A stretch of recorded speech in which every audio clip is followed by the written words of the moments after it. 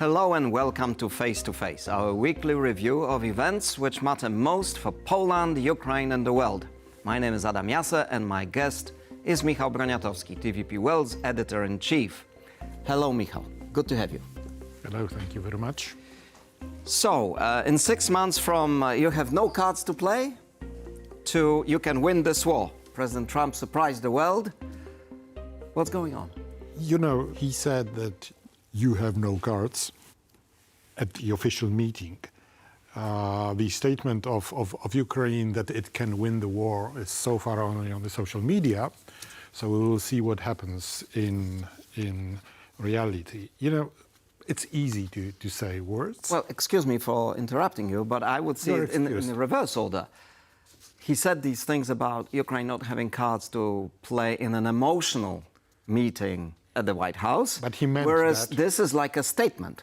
Still, this statement is still on social media, and we will see what's the result. One of the actually main messages coming from this statement is that it should be with the financial support of Europe. Are you surprised at that? No, He's been saying that for ever since he's in power. If he wants Ukraine to win the war at the cost of Europe, it's easy for him. He's not changing his position. It's exactly, he's been saying that for months, and yes, but okay, nothing changed. Okay, he only tells them now that they can go back to their original borders. From before 2014, from before the first invasion of Russia, but still he's just washing his hands, Europe. Okay, but on the other hand, only a few months back, it looked that he's going to completely turn away from Ukraine. He was disappointed by the men whom he trusted, or at least was saying that he was trusting him. It's Trump takes politics personally. It's like... He said it. He said it at in the United Nations speech. He said, I make deals only with people I like. Did you notice that? Yeah. So here you have. And, you know, he wanted to trust Mr. Putin, and he's disappointed. He also said that. Yes, and he realized that people who are watching it also realized that he was used, that he was, or even abused by Mr. Putin, who, you know, they meet at the territory of the United States. So he's greeting, everybody is saying Alaska, Alaska, but don't forget, it's America. He was a guest, official guest of the American president on his territory, and which he was granted the red carpet treatment, and promised him God knows what. Well, we don't know. That's the problem. God knows. Okay, God knows. You're right. You know, but it's all this.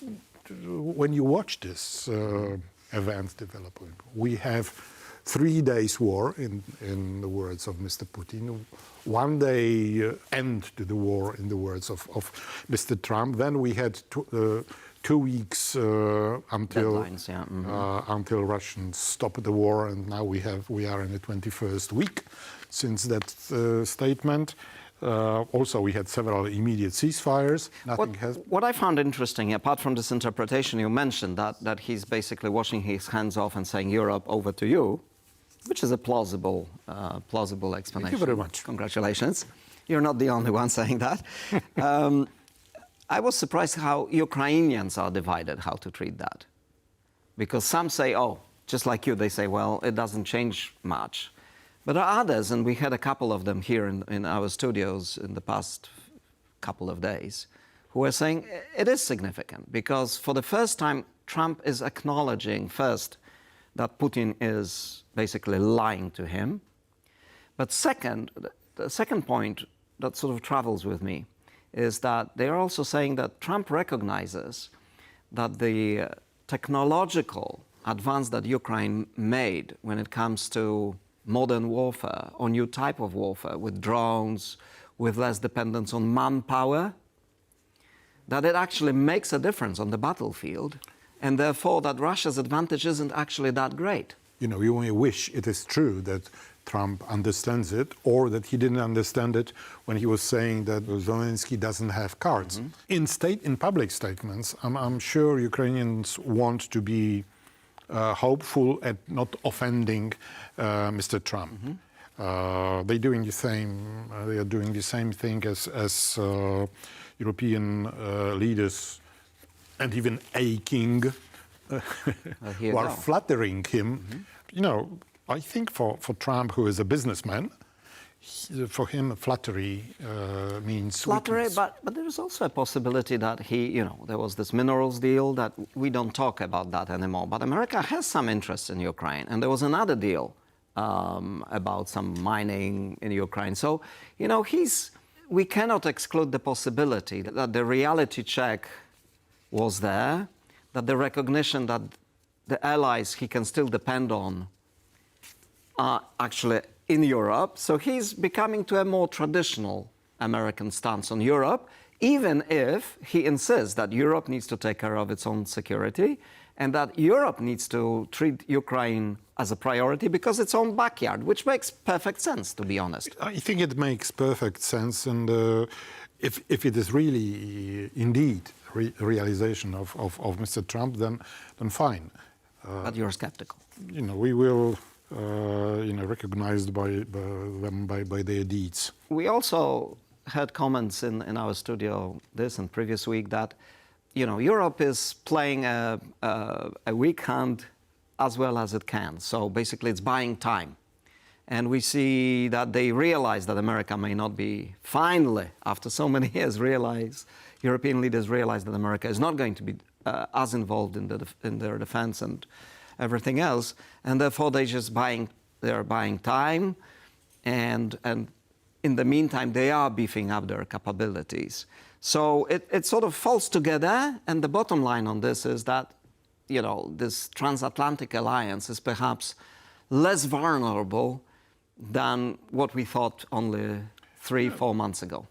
If just a few months ago you could treat even Europe as a vassal of the United States, at least in terms of military and defense, it's no longer. This giant is waking up, with all these.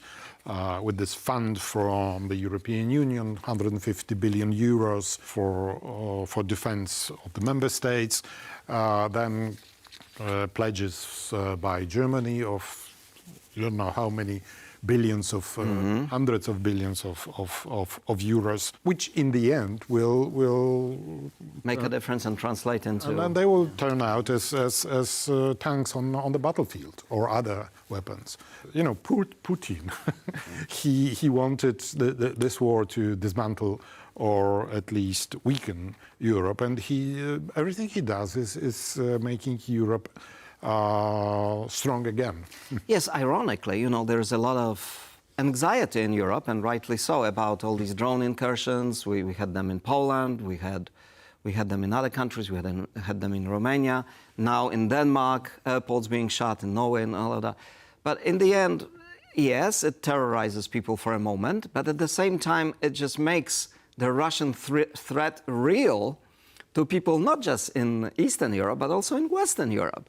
So again, it seems to me that somewhere there, it's a self-defeating strategy for Putin, isn't it, in the long term? Or medium term. Long term, we don't know what's going to happen.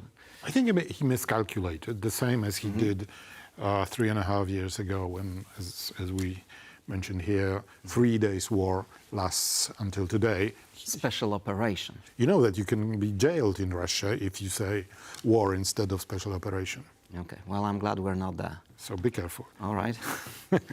And there were lots of miscalculations. And I think they, in probing the patience of Mr. Trump, they overdid.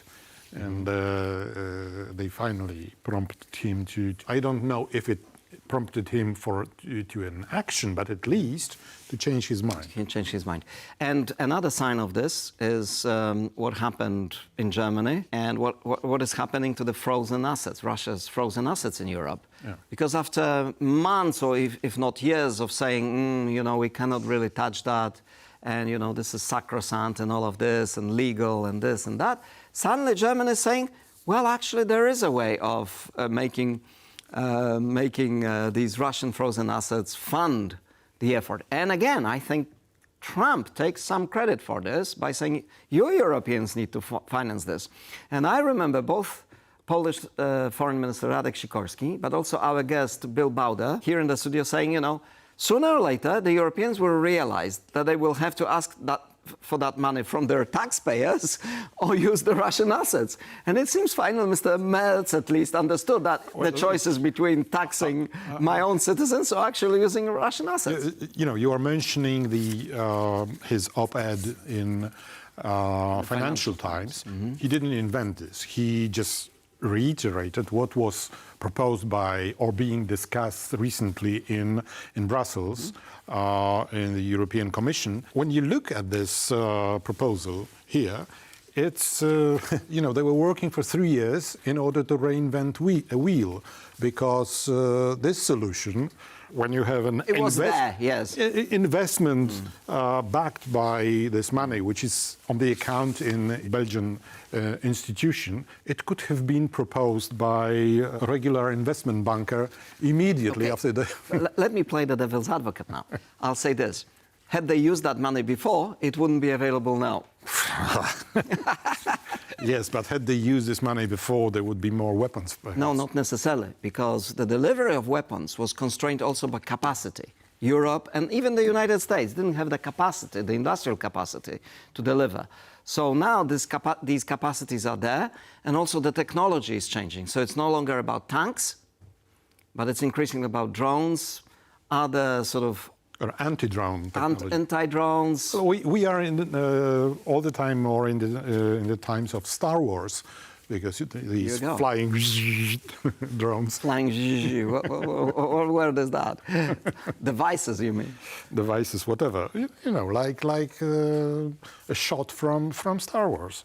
So here we are, and Ukrainians are masters in it. Mm-hmm. Not to mention that Russians are also masters. Yes, so it's an arms race, but it's an arms race of a different kind now, about technology, AI. But on the front line, and you know, it's immediately checked and proven. This is another strand here. So, you know, for me, Germany's role in all of this is critical, because if Germany is moving Europe in this direction, then everybody will follow more or less reluctantly. Yes, there was also a talk that this money would be used for various purposes, but Mr. Merz made it absolutely clear that he wants this money only for war effort. You know, because all these mirages of these special forces who would go, the peacekeepers, you know, in order to send peacekeepers to Ukraine, you need a ceasefire, which is impossible. This is amazing. It just occurred to me as you were saying these things, how the focus changes, right?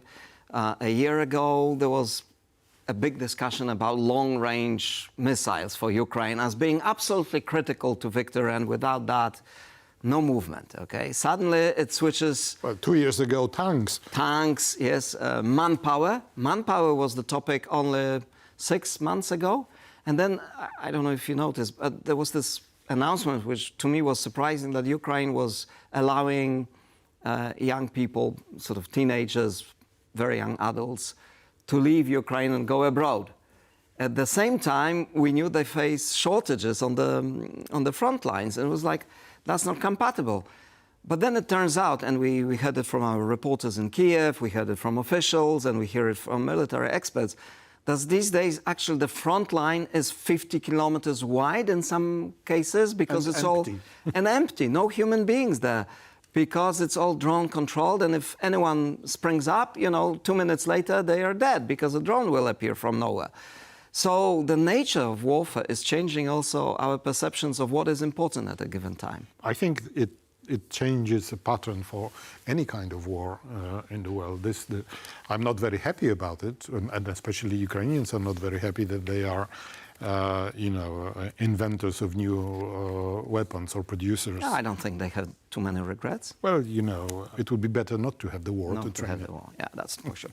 Okay, well, you know, if Russia is on a back foot, let's assume this scenario for a moment internationally, and when it comes to Ukraine, it's trying desperately to retain its influence of a small, tiny, poor country in Central and Eastern Europe, Moldova. There is an election this weekend, and it seems that the pro-European, pro-Western forces are tied with parties that more or less openly want to maintain some kind of connection to Russia.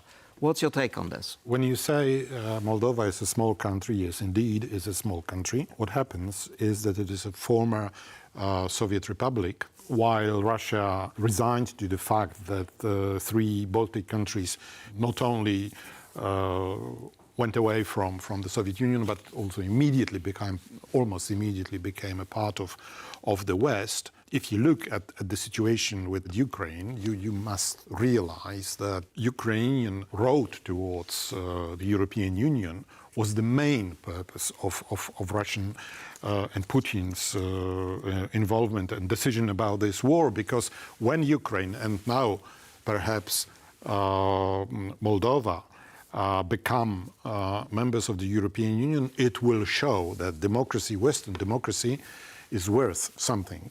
And it's a disaster. Former Soviet Republic, members of the Russian Empire, become suddenly members of organization which is democratic.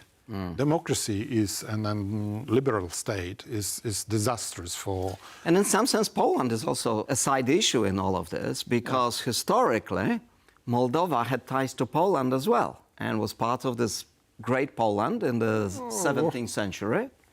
300 years ago. Yes, but, you know, Ukraine, Moldova, parts of Romania, you know, there was a lot of Polish Commonwealth, if you will, influence. So in Moscow, they treat Moldova that serious, in other words. Yes, but of course, this historical issue is not very, well, probably for Putin, not very much. Historical issues are important. For Putin, but not necessarily for the society. But in general, successful access to the European Union of these two countries is a total disaster for the Kremlin. And that's why they are trying to influence these elections as much as they can. But realistically speaking, you know, Moldova is wedged between Romania and Ukraine, right? Russia has no direct access, unlike to the Baltic states, where they have the enclave in the north, the Russian enclave of Kaliningrad, and they have Belarus, which is already captured, if you will. Moldova is surrounded by friendly Western countries, so the best the Russians can hope for is lack of stability, delay in EU negotiations, but it will be hard for Moscow to really sort of capture the state. Or am I, again, too optimistic? You know, it's symbolism is very important. So the symbolism of them choosing democracy rather than Kremlin Empire is very important for Russian rulers. But is it so clear-cut? You know, some of these parties, which are opposition parties, they don't necessarily want to abandon the EU path. Or are we sure that they are clearly... We don't know. We will see what they do. At least we know that the party, which is currently ruling, the party of the president of Moldova, Mrs. Sandu, they definitely chose the European path. We don't know about others, but of course, if they lose their power, or at least lose the majority in power. But I think that in the end they will be able to create a coalition, a majority coalition, and in which they will probably have to do some concessions, but this European path will continue. Michał, thank you very much. Thank you. Thank you for watching Face to Face. See you next week, and stay on with TVP Wealth for more news and analysis.